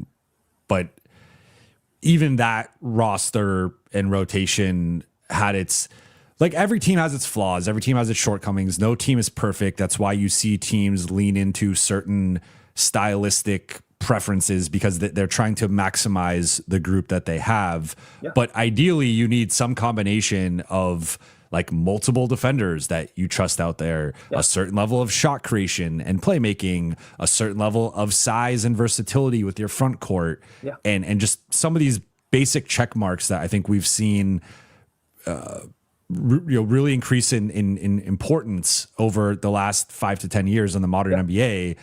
And they have just not, outside of having the star power, they have not checked those boxes consistently enough, if at all. In some, like, they have not really had, with the exception, I would say, of Max Christie, and even that was like short-lived because they ended up having to trade him after 2 months.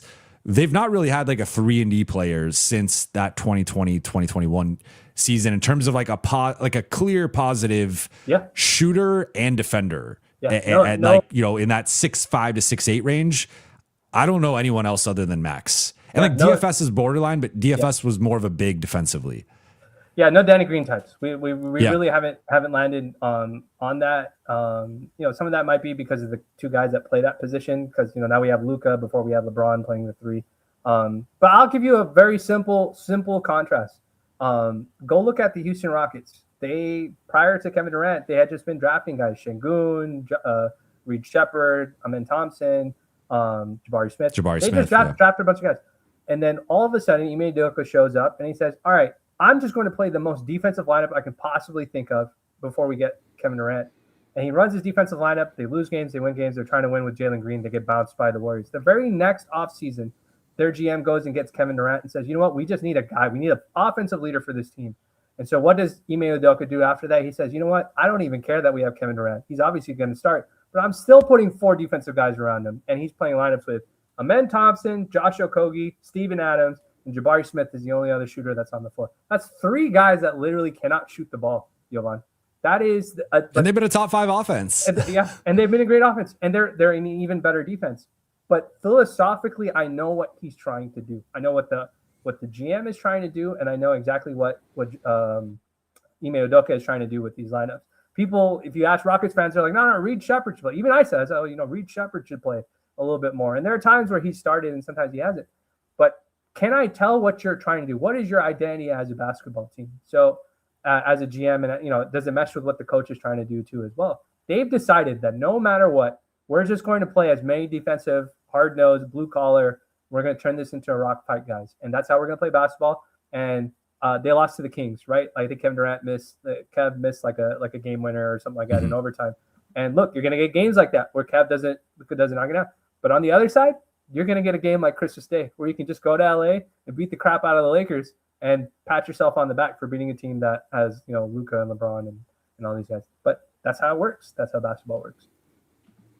Next one from Easy Peasy. Thank you for the super chat. Think Rob needs to go. He's been okay-ish, but just a fresh start, fresh thinkers, and bigger staff would be nice with new ownership. We did just touch on Rob for a bit, so don't want to get too much into this, but I will note, I think, especially the last 2 points here of fresh thinkers and bigger staff, that would be something that would be nice to see under the new ownership. And I think that's something that is going to be coming starting this summer. It's hard to make those changes. I mean, obviously they overturned the scouting department, but in terms of bolstering the staff, like maybe we see something later in the season, but more realistically, I think it would be in the summer. So I think that's coming over the upcoming off season, but I do think that they certainly need to bolster the overall front office, both in terms of quantity and quality. And you add both of those things and you poach people, get the smartest people who are, the number 3 in OKC or wherever, and you bring that person in, and that's how you build out one of the best staffs in basketball. Yeah, if you're not going to remove like everybody wants, I know everybody in the fan base has a bloodlust for like Rob's name for that Shams announcement about Rob's dismissal. Like you might not get that, but if we can't get that, then at least expand it. Like expand the amount of voices in the basketball minds in the organization. There should be no limit on that. Next one from Logan says, what's LeBron's plus minus, like minus 55? I'm currently looking it up right now. Yeah, this plus minus thing and the net rating thing has been brutal on the timeline to watch. He is minus 55. You are correct. And looking at his on-off, let's just see the on-off like net differential, minus 7.1. So the Lakers are minus 5.6 with him on, plus 1.5 with him off. So that's a minus 7.1. Yeah, I mean, look, the LeBron lineup data has objectively not been good, but part of it's been the starting lineup has been really bad. And then they've also like, so I go back and forth with how much I want to factor in the injuries, because the injuries are certainly a factor, right? And I think if you have Rui and Austin against Detroit, you just have way more offensive firepower. Like that's undeniable. I think you're more limited defensively, and you're playing fewer Banshees, and you're playing some of the lineups we've seen. Like they were basically at full strength, with the exception of I believe it was just Gabe out on Christmas, if I'm not mistaken. Like Austin left in the second half. I thought the game was over at that point, but they were basically at full strength against Houston, and they still lost. So that's where I don't want to just make excuses of they haven't been whole. This guy's been out. This guy's been out. Like again, Denver just went into Toronto without 4 of their 5 starters and beat them, right? So you just got to find ways to win. And they did that earlier in the season, right? I think about Portland. I think about Minnesota. They had those performances like that. That has not been the case as much recently, especially when they're playing a good team. But the LeBron, I mean, the team has just objectively been worse since he returned. I'm not putting that on LeBron, to be clear. I'm just saying, like, factually, scary thing to say out loud right now, but yeah. Well, no, I'm not. I'm just saying, like, if you look at the record before he returned and the record after, like, they have not been playing as well. Now, I think there are a number of reasons why. I'm not putting it on LeBron, to be clear, but I'm like that. I think everyone, like, if you go player by player, I think a lot of players are going to have a negative net rating or a worse net rating since LeBron returned, and the team just has not played as well. Like that's just what it's been. Yeah, but that's not we discussed it a little bit earlier. You just have to the data is what it is, and the goal isn't to like it's not like to identify, well, this specific person is the problem. And the goal is to be like, okay, well, he's still our max tier player. We're still going to play him. We can't not play this guy. So we have to figure out what it is that we need to put around this player. If this data was also reflective like of Luka, if this was what LeBron, if the question was what's Luka's plus minus, and it was also minus 55, every Laker fan should be saying the same thing. We have a max tier star.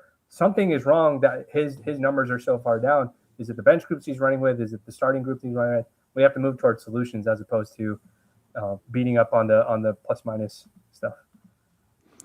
Next one from Davion Parks. Outside of Sacramento, who has more players with negative value?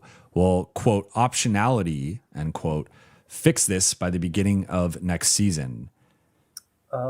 Players with negative value. I think Portland probably has a couple of quite a few names of players that have technically negative value. I don't think anybody wants Drew Holiday on $35 million. I don't think anybody wants Jeremy Grant at his price point. Rob Williams, he's an expiring, but you don't see anybody killing themselves to try to get him. Laker fans have been floating Matisse Thybulle too as well, a player that nobody has seen play. Like nobody's fighting to get him.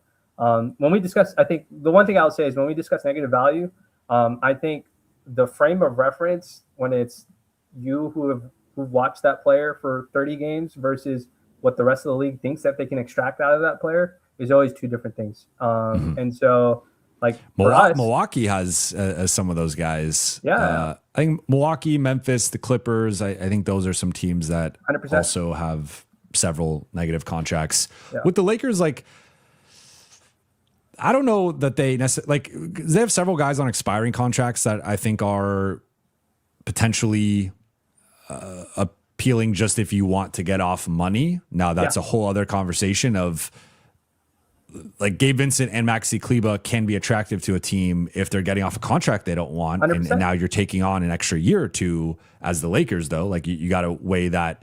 I think really the only guy whose contract I think is currently tough to move on this team is, well, I mean, LeBron has a no trade clause, so he's in control of if that even happens. I still think it's just Vando with the extra couple of years of, he is not, like, he's playing much better the last few weeks. And if this continues, I said, I think my last show that I think the goal with the Lakers and I mean, it's just Vando obviously stay healthy, play like this. But if they do want to flip him at some point, I think a realistic goal could be ride out this season, hope he plays well the rest of the year. Then in the summer, he's rehabbed his value, and maybe that's a contract you can move. I still think going into the next month, that's not considered a positive contract. Outside of that, though, it's a bunch of expirings or some of these like minimum contracts, players on rookie scale contracts. So and the one thing I like a say neutral contact too, right? Like it's not binary of positive, negative. I think they have a lot of like neutral-ish contracts that aren't necessarily like, you could argue they don't have a lot of positive contracts. That's maybe fair, but I think Luka's a positive, Austin's a positive, DeAndre, Jake, and Marcus all on their contracts, Jackson on his contract. Like, those guys are all outperforming their contracts. So I think that's almost half the roster.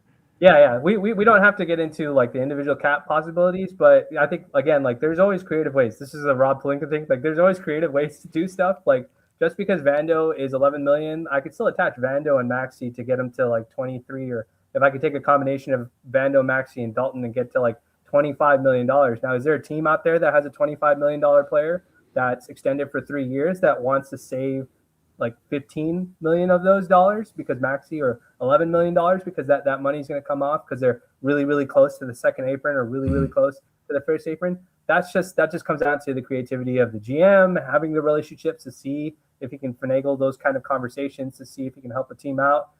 There's a lot of different ways to go, but I don't think I would say at least this season, this is not one of those seasons with this Lakers roster where I'm just like, oh my God, like over 50% of the roster is like negative value players and we can't do anything with it. I wouldn't say that's what we're 2021-22. It's not that year. Next one from Brandon. With all these injuries, it's time to bring up Magnon and Buffkin and see what they got. Also, what's up with all these random injuries? Target players like Bay, Thibault, Rob Williams, Keon, Olynyk, Daron Sharp. I would like any of those guys. Olynyk, I'm not as high on. I think at this point he's more of like a third string big. But I would take any of those guys depending on the cost. I would not give up a first round pick for any of those guys, but any combination of the Gabe Maxey expiring and or Dalton and the second, or even, I guess that's all they have to really trade. Like I would consider that for any of those guys, but in terms of the like Magnon and Buffkin, I'm pro those guys getting a shot. I just think we've seen with JJ, there's a limit to how much these young players will play.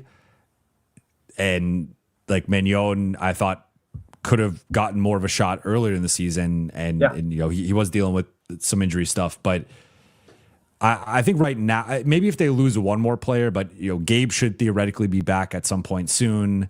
Rui's going to be coming back soon. They're going to have 9 to 10 nightly rotation guys. So I don't know if those guys necessarily crack JJ's rotation, but I am pro, like they do scout well, they do identify talent well. And I'm for that.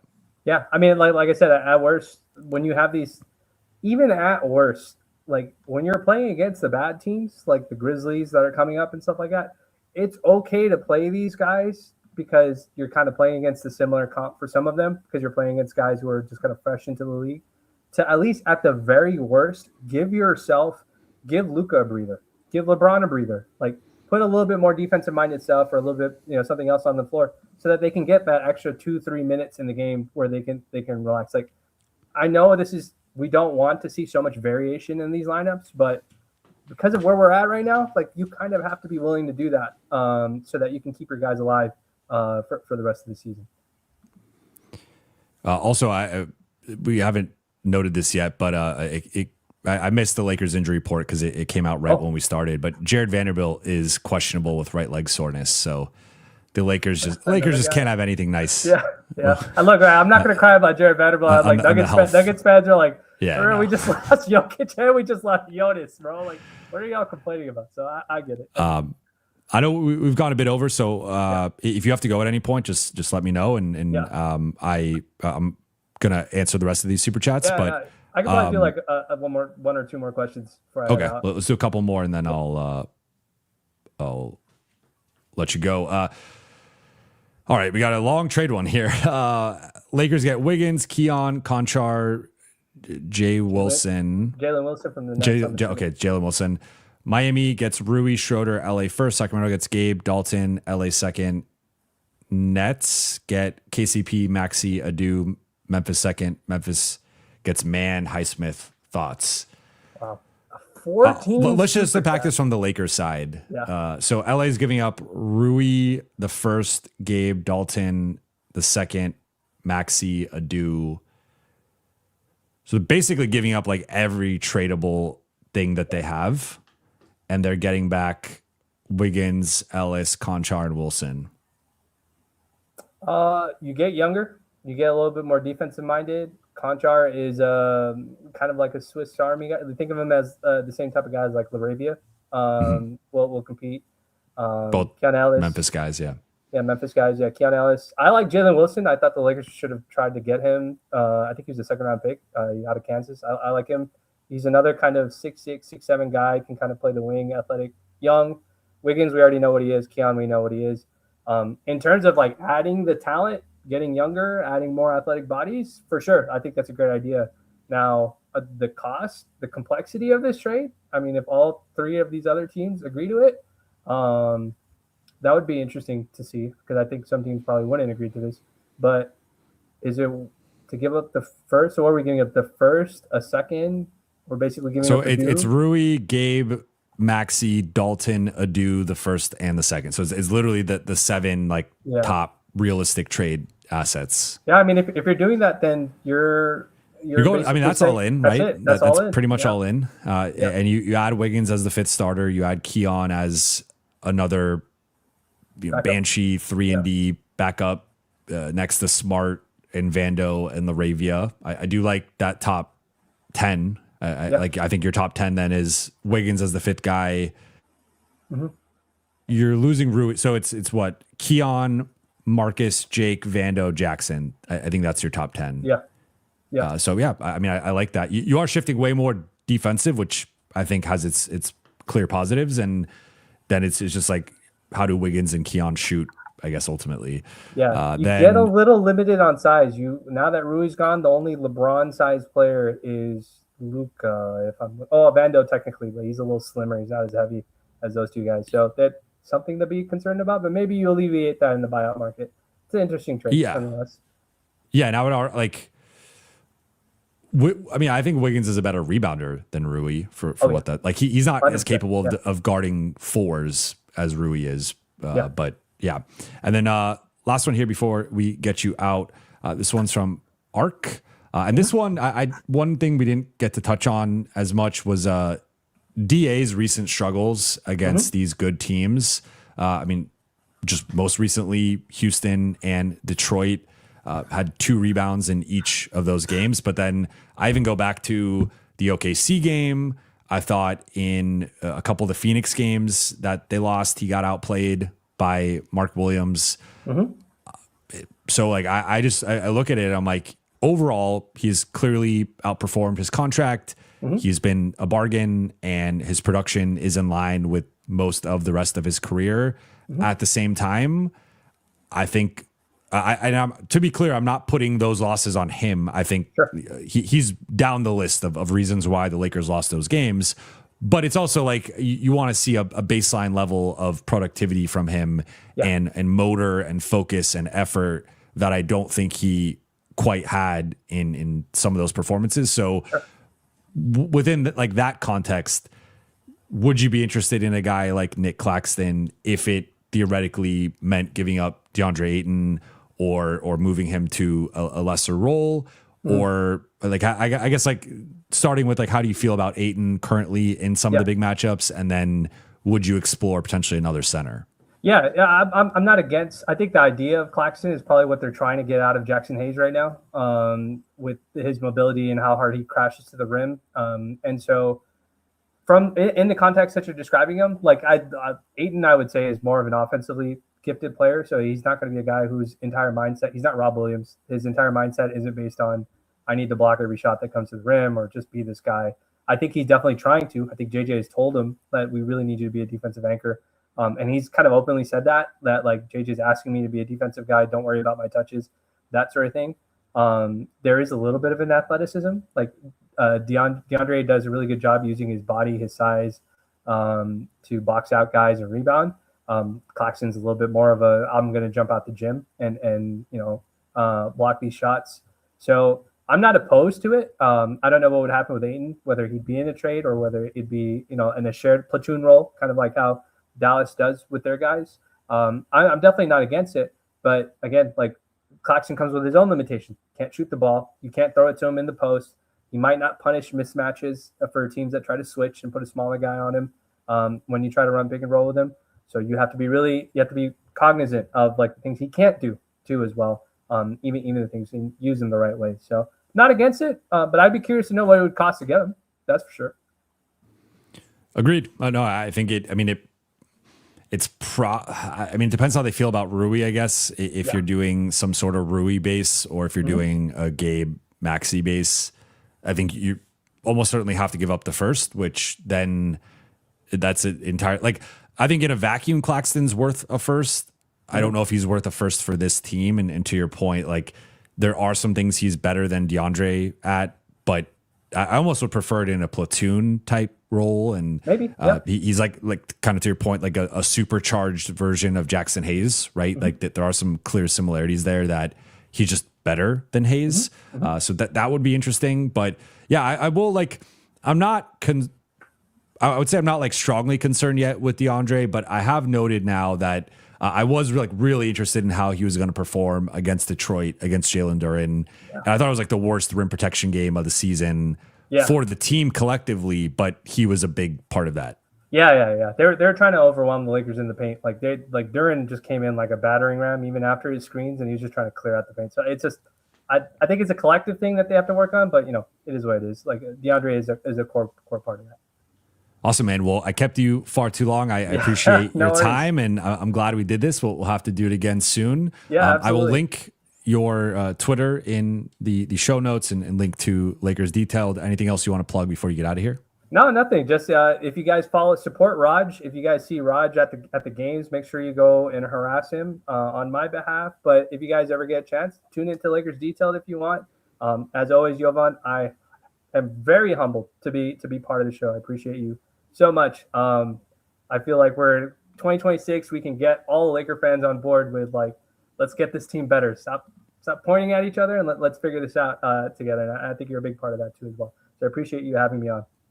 Awesome, man. Thank you for jumping on. And I will continue as I change the border here. Let's get into, I'll wrap the Q&A super chats, and then I will be wrapping up the show. Next one from 7 Days Sports Pod. Love your show, Jovan. Lakers need to make a trade. Thank you for that. And I 100% agree. Rui, Gabe, and Maxey need to be traded. Braun isn't a role player, and Rob keeps waiting to make moves. No lies detected on my end here. I agree that the Lakers need to make a trade.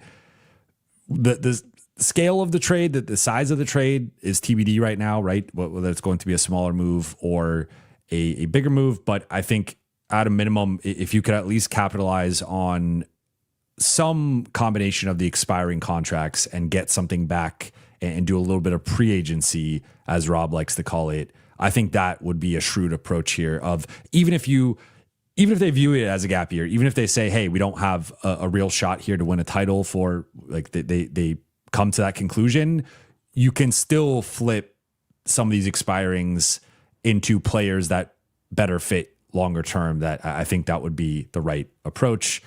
And yeah, I mean, we'll see what they end up doing, but I appreciate the love. I appreciate the compliment. Keon Park, thank you for the super chat. I like 2 starters, 2 defensive-minded benches, and Banshees, I assume you meant, and a center. Unless LeBron and or Luka are out for whatever reason, LeBron and Luka are the starters for sure. So I want Luka, Smart, Vando, Braun, and a center, AR, and Rui off the bench. I wasn't sure if you meant currently or once Austin is back. I think once Austin's back, he is going to start, and it's going to be, it's just hard to put a player on the bench averaging 25 minutes a night so efficiently, and also has been really positive from a plus minus and net rating perspective. And I think on the season as a whole, been the Lakers' second best player. But I would like to see that current lineup you're talking about in terms of while Austin is out. Right now, Jake is in there for Vando. I'm good with either one of those guys as the 5th guy. I think Marcus should clearly be the 4th guy. And then once Austin's back, I do think Austin will jump back in there, and then we'll see which Banshee ultimately stays in the starting lineup. But I think that needs to be the lineup construction for now. And one thing we kind of touched on a little bit, but we didn't get too much into when we were talking about the starting group and the rotation, would just be like, you can technically start because starting you just politically cannot bring Austin or LeBron off the bench. Like there just is a gap between, I know we've had similar conversations with Rui, but Rui's just at a different status than Austin and LeBron right now. I get why you can't do that, but I think the key is probably limiting the big three's minutes together overall. And so maybe keeping that starting group to, if you have Marcus in there, let's just say, like, let's see how that group performs. And if it's not performing still to the level that you want, maybe you just have to keep it to like a shorter shift of 3 minutes or 4 minutes. And then it only plays maybe to start both halves. And then it doesn't play the rest of the game. Like really shrinking the starting group. I think that's like another alternative. If they really want to keep Rui in the starting group, it's like literally 3 minutes, 9-minute mark, pull Rui or LeBron out, and then stagger those guys the rest of the way. I still don't advocate for that because we've seen like the damage that could happen even in 3-minute increments with that starting group, but that's an alternative there. And then Keon Park follows up. We could have Luka, AR, 2 defensive players, and a center next season when and if LeBron leaves/retires. But because of Braun, AR can't be a starter, especially in the playoffs. Need to choose Braun or AR to start. So this is a follow-up to his thing. I understand the the notion that you should split up the big three, I just don't think it's going to happen, at least from a starting context. You cannot, I just would be very surprised if that happens. Like for Austin, I think that's basically pushing him out the door.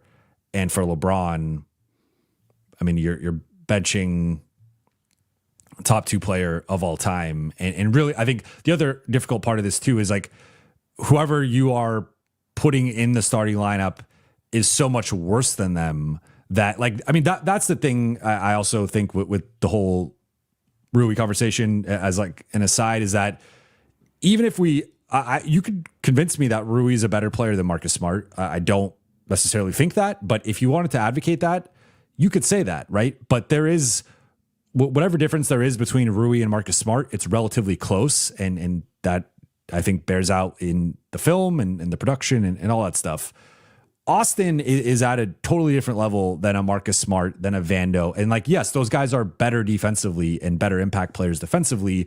But if we are talking about like status and ranking guys and just sort of their standing in the league, it is much harder. Again, it's easier to say to Rui, hey, we need Marcus for defense, than it is to say to a LeBron or an Austin, like, hey, we got to pull you out of the starting group for Jared Vanderbilt, Marcus Smart, Jake LaRavia, whoever it is. Like, there's such a gap in overall talent and skill and production between those guys that I don't think it's politically tenable, to be completely honest. And I know some fans aren't going to like that, and some people don't want that to happen. I'm just telling you the fact of the matter. Like, again, the point I've brought up before is, you know, when people have talked about the Spurs and you know, Manu Ginobili coming off the bench or whatnot, it's like, yeah, well, some of those years they had Kawhi Leonard and Danny Green as probably the best, maybe the best 3-and-D combination we've ever seen, or at least in that conversation. You know, Kawhi had not ascended yet to star status, and then Danny Green was like the poster boy for 3-and-D players. So like, yeah, when you have Kawhi Leonard and Danny Green starting, and this is prime Danny Green, who nearly won a Finals MVP, and then Kawhi, who did go on to win a Finals MVP and become a superstar. That's different than when we're talking about Marcus Smart and Jake LaRavia and Jared Vanderbilt. They're not even in the same stratosphere. So that's where I just think it's very tough to make that call. Harry Chinani, thank you for the super chat. Luka has the most turnovers in the league, takes the second most 3-point attempts, but only shooting 31%. This has to change. I think so. The turnovers have been clearly an issue more recently. I think there are some schematic stuff that the Lakers could do better as well. And I think they have continued to struggle in some of the same ways. That part of it is on Luka for sure, and because he's ultimately the guy making the pass or getting stripped or whatever. But I think the Lakers continue to put him in certain positions or run the offense a certain way that's not doing him any favors. So I think that's a part of this, where schematically they can make some adjustments to better handle the trapping and blitzing, or some of the ways that teams are playing them in drop, that they could attack those, I think, more effectively.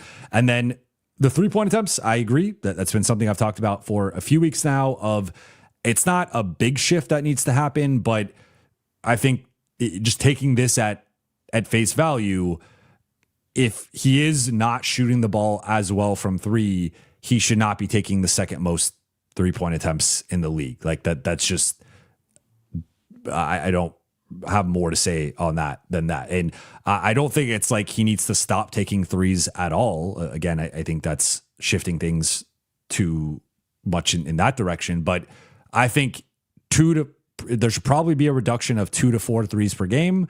And those, I'm not even saying he should decrease the usage. I actually think it should just be 2 to 4 attempts of, can I get downhill here?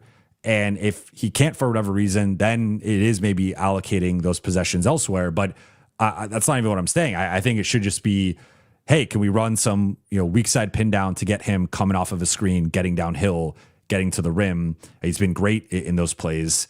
He's been great with the double drag. So I would like to see a little bit more of that rather than as many threes. But yeah, I mean, I think changing those two things right now would go a long way in making Luka more effective and efficient, and also the Lakers offense more effective and efficient. Next one from Harry Chinani. Play DK one shift per game. If he makes his first few shots, give him an extended run. If he's in a rhythm, he could be a plus despite his defense. We need extra shooting.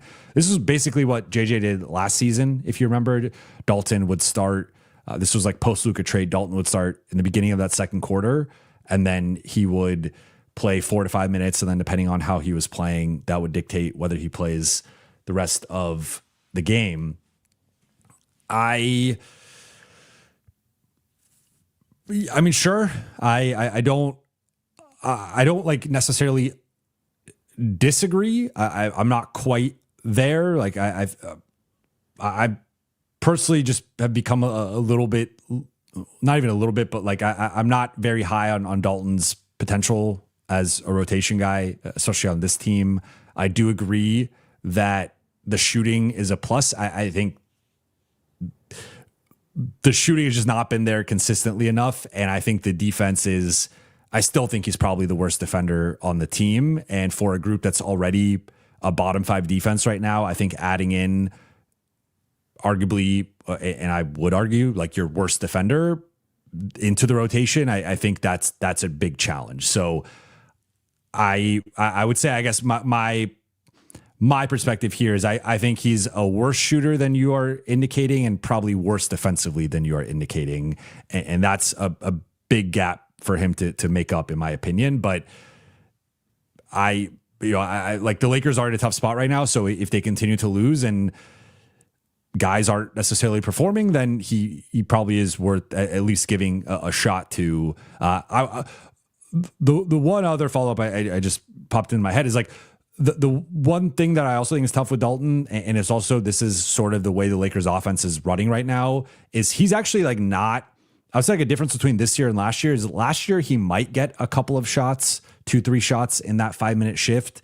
He has not been getting shots consistently when he's out there during like real rotation minutes, unless they're like very depleted and without a couple of the stars and or maybe a couple of the ball handlers. And they're borderline there right now with no Austin, no Rui, no Gabe. So right now could be the time to test out Dalton. But there's been far too many times he's just out there, not involved offensively and being a minus defender. And that's where I think it just becomes like, yes, there's some gravity that is nice to have with him. But like the scouting report is out on Dalton in terms of how bad of a defender he is and to target him. And like, if you target him a couple times, he's inevitably going to make a mistake. So I think the Lakers would also have to make a bit of a shift offensively to feature him more, which has not been a priority this season, especially in comparison to last season. So that's my issue is I think the downside here is you might just play him for 5 minutes. He doesn't even take a shot. And then you just played a bad defender for 5 minutes. So especially like when those bench groups have been Banshee led and they played well, you know, but I hear you. Like, I think it's interesting and I would just like to see them feature him more if they are going to try that. JM Ball, thank you for the super chat. LA gets Wiggins and Ellis. Sacramento gets DK, Powell in LA second. Miami gets Rui. This is Norm Powell. Miami gets Rui, Gabe, Monk in LA's first. Works money wise. I think that Miami would want more than this for Norm Powell, and I think they could get more than this for Norm Powell. Norm Powell has been a borderline all-star this year, especially when factoring in like the East. I don't think he's going to make it, but he's now had a couple seasons in a row where he has been a borderline all-star player with the Clippers and then with the Heat. So, LA's first is projected to be bottom, but in the 20s, if not in the late 20s type pick, depending on what happens over the next half decade. But theoretically, they should still have Luka in his early 30s, which should still be a top 5 player in the NBA at that point. So I would not be betting big on LA's future firsts. And then you have Rui and Gabe who are expirings, Monk who's got a couple more years left. But I think is a real downgrade from Powell. Like I think there's a real gap between those two guys. So I think the Lakers do this, I think, or at least consider it. I think the Lakers would strongly consider this. I think Sacramento would consider it getting out of the Monk contract and also getting back Powell. I think Miami probably says no and would want more for Powell. And last one here from JS Spares to, J Spares. I don't know why I called you JS. J Spares, thank you for the super chat. Man, just want to say really great guest. I appreciate that. I'm trying in the new year, I am trying to just mix it up a bit. I love my primary guests, and I do have the crew of like 5 to 7 people that I consistently have on and have had on many times. But I also want to bring in new voices, and like that's one thing that I really want to do with this platform is feature different people and have interesting conversations and see where it goes, and just cover the team from different perspectives and cover the league from different perspectives. But I appreciate that, and I'm glad that you liked having Vinay on. But shout out to the chat, shout out to everybody. Hope you had a great new year. Hope you all spent some time with family and friends and loved ones. But I'm going to be wrapping here. I will be going live again tomorrow night after the game against Memphis, so be on the lookout for that. But appreciate you all. For those watching on YouTube, please be sure to hit that subscribe button, turn on channel notifications, and like and comment on this video. For those listening on Apple Podcasts, Spotify, or your podcast platform of choice, please be sure to follow, download, and leave a 5-star review. Shout out to everybody. Shout out to the Late Night Gang. Happy New Year, and talk to you all tomorrow.